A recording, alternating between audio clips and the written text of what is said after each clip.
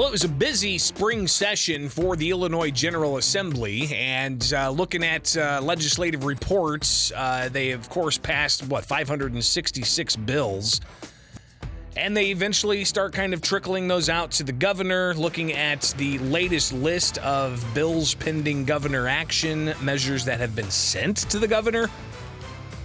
You can just scroll down. My gosh, really? It keeps going. I mean, we're probably at 100 plus. Let's go about another 200 plus. Let's go about another 300 plus. How many bills are on the governor's desk? How about 461 bills? 461 bills are on the governor's desk as of today. A couple of weeks ago, the governor announced that he signed 90 bills. It was a Friday afternoon, and he sent out a list saying, hey, he signed 90 bills.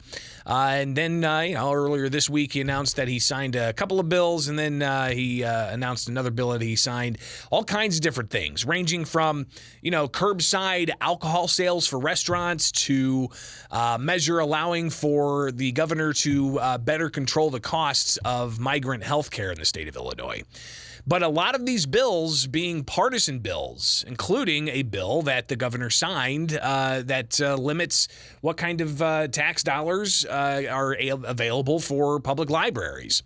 You've got another bill that's soon to be sent to the governor's desk that essentially does away with the temporary visitor driver's license and makes it a standard driver's license, just like you, a citizen, can get a standard driver's license. So there's a whole bunch of legislation, vast array of policies on the governor's desk, soon to be sent to the governor's desk or have been enacted. To react to some of this, in the super minority, you've got Steve McClure with the Republican parties in the Illinois Senate.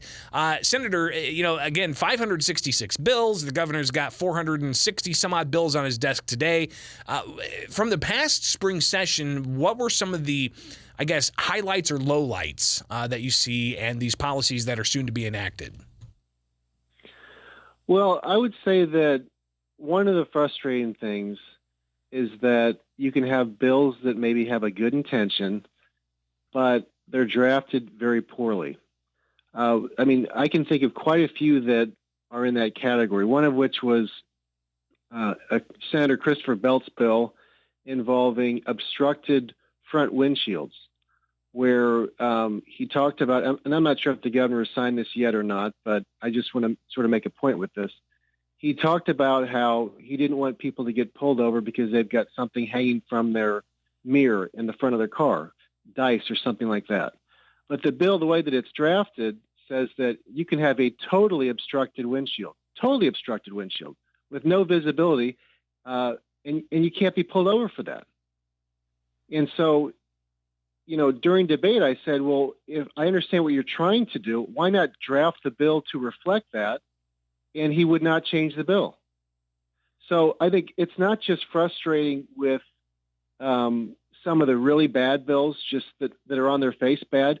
It's also frustrating with some bills that may have good intentions, but that are drafted poorly, where the supermajority just doesn't feel like changing it and making it make sense. And that's one of the major frustrations that we're seeing, and we're seeing this across many different pieces of legislation. So that's a real problem. And lots of these bills, when you see the coverage in the media, the coverage does not reflect what the bill actually says. It reflects the debate as to what this person who is sponsoring the bill says it says. And you talked about, I think, the library bill, talking about taking away funding if a library bans books. And, we brought all kinds of things up during the floor debate about, why would you want a book that involves, that allows for making bombs, that tells you how to make bombs, or that's just pure hate speech and stuff like that. And then the big press conference, we had the Secretary of State say things like, oh, we would never want to ban books. And these are ridiculous ideas that these books exist or that these would be in libraries. And then when you look at his quotes, he talks about how, well, the librarians should decide what or what is not in the library. Well, wait a second. I thought you said that you couldn't ban any books. And then you're talking about in interviews that it's the librarians that should decide what's in a library, what's not in a library.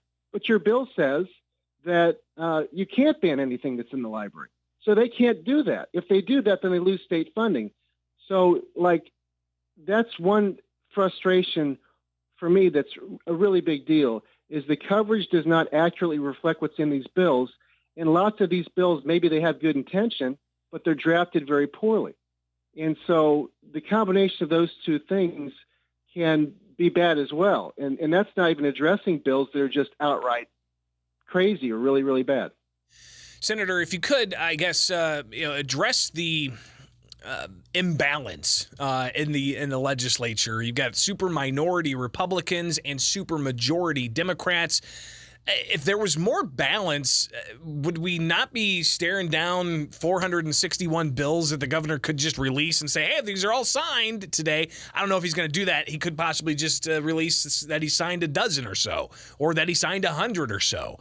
But would we see this much flood of legislation if there was actually more balance in the legislature instead of a uniparty? No, we would see a lot more balance if we had more of an even Republican-Democrat split. I don't think that it's good for either party to have so much power that the checks and balances are not there. And I think when you've got that much power, it does lead to corruption. It does lead to things slipping through just because one party can do it. And we're seeing that, of course, with federal charges and federal convictions for all Democrats. There are no Republicans right now that are charged with anything or that are facing charges. Now, technically, Sam McCann used to be a Republican, but when he was actually charged, he was a member of the Conservative Party of Illinois, and he was no longer in office. But all the really bad stuff involving bribery and things of that nature, it's all targeting Democrats. All these federal charges are targeting Democrats, all because they have so much power that they can, they can do whatever they want, to the point where all these people that are interested in influencing state government in a negative way all go through them. And again, when you've got that sort of power, it gives you this arrogance that you can get away with anything, because in the Senate or in the House with legislation, they do get away with anything. And they think that trickles over into their personal lives and with criminal activity. And fortunately, we've got a lot of good people at the federal level that are investigating these things, but it leads to just really, really bad things. And it doesn't matter, if it's a Republican that has this much power or Democrat, it leads to very bad things. And that's what we're seeing, not just in state government, but criminally. Well, and I'm thinking, too, about the measure that limits where individuals can sue the state of Illinois over constitutional challenges. And then you get the various measures that are changing language within state statute to make it gender neutral, and even the migrant health care costs, and how the legislature gave the governor essentially the tools, he says, to be able to control those costs. Talk about that migrant health care portion here, because the governor said, listen, I mean, the budget's only going to allow for $550 million, but I mean, you've got costs that hospitals are still going to incur, and who's going to ultimately pay for that? Right, and that's the problem. And one of the things that the governor's office does a lot is I'll ask for something that's necessary. For example, we've got in my previous district the JDC in Jacksonville, which was a state facility that was abandoned, and now it's sitting in the heart of Jacksonville. And I've talked to the governor about this. I've talked to others in his circle around this, and I said, look, this property is in the heart of town, and it's totally abandoned. This was a state-run facility, and when the state left, it just leaves this property there, and Jacksonville has no way to remove it. They don't own the property, and what are you going to do to sort of right this wrong, where we've got this prime real estate that has all kinds of issues with it. It's got a power plant, it's got environmental hazards, that sort of a thing. Like, what are you going to do to fix this? Because it's the state's fault. And the response is, well, it's very, very expensive to mitigate the environmental hazards and to tear it down and sort of make it land that can be used for other things. And the response is, well, who's going to pay for this? Where's the money? And then you see this program, which has been in existence now for a while, where people, obviously the governor's changing his policy a little bit on this, but you got people getting totally free health care. They're not even legal citizens of our country, and they don't even have to pay copays. And then you're telling me that we can't tear down, a structure that is the state's responsibility and the state's fault because we, quote unquote, don't have the money for it. And we're seeing a lot of people in this state that are developmentally disabled that are looking for help, looking for treatment options here. And the response is we don't have the money. And yet, our priorities are so out of whack. And again, it gets into the fact that when you're the supermajority and you've got so much power, you don't necessarily think about what you're doing. And sometimes you get into things that you sort of start to realize were a bad idea. And I think that is reflected in the governor's decision to change the policy up a little bit. But, we've got limited funds. And again, this goes to these debates that we have on the floor, which when this was talked about, the sponsor of the bill said, hey, this isn't taking away money from other people. This is trying to give people health care. And that was the sort of speech that we got. It's like they don't understand how budgets work. Yes, if you put money here, you don't have other money to go in other places. So in fact, that's exactly what you're doing. It's really frustrating for all of us to sit and listen to this stuff because it just reflects the fact that a lot of people in state government, including lawmakers, don't understand how budgets work, and they don't understand all the problems that are facing our state, because if they did, you would see different priorities in our budget. I'm blasting through this commercial break we have scheduled. We'll get to it here in a moment, but I've got a couple of other things I want to get your reaction to. Definitely the idea of the politics within the Republican Party, so we'll touch on that briefly. But I want to get your reaction to what the Secretary of State had to say at both news conferences, one for the bill that says local libraries have to adopt ALA standards or they don't get tax dollars, but another one about the TVDL that's changing to a standard license. He said that there should have been Republicans on board with this, and he was frustrated that there weren't Republicans on board with this, seeming to characterize Republicans as I guess heartless or something, or wanting to ban books, or what's your take on the partisan nature of this of these types of bills that ultimately make it all the way through and stack up to the tune of 461 on the governor's desk today? Well, I think that the Secretary of State spends more time writing his press releases than he does looking at what's actually in the bills that he supports. Because both of the bills that he really bashed us for that I saw, one was this bill where you can have a windshield entirely blocked, and you can't be pulled over because you can't see out of your windshield. And he talked about, dice on a mirror and stuff like that. Read the bill.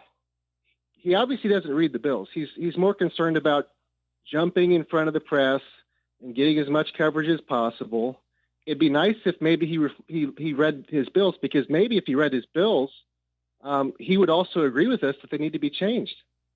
And on the library bill, again, I mean, I would never want to get between him and a camera. That's a very dangerous place to be, because that seems to be his only real concern.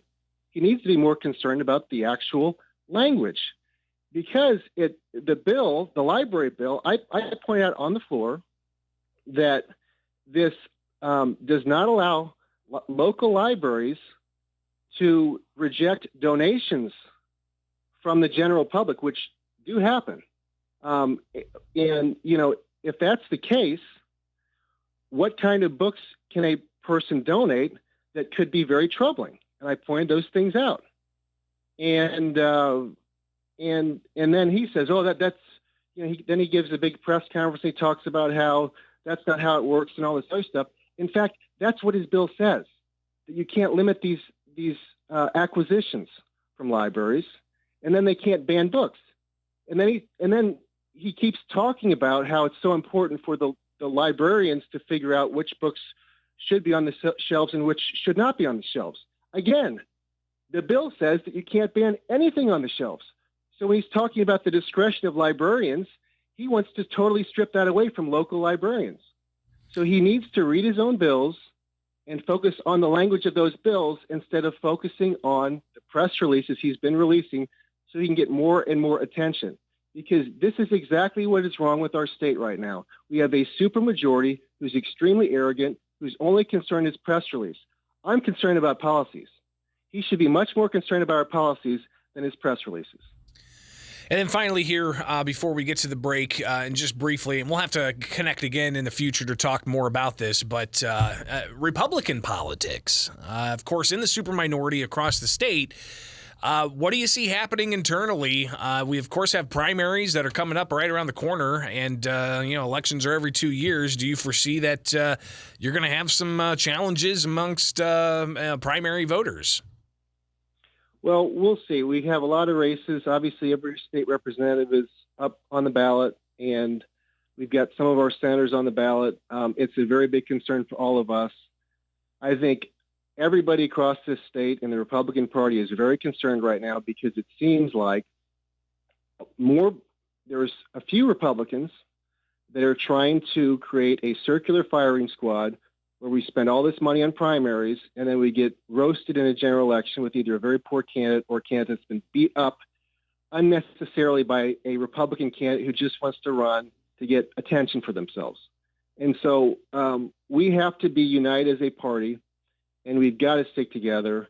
And these internal civil wars that are totally needless should be avoided. And we'll see what happens. This is sort of the period now where a lot of people are making their decisions about whether or not they're going to run.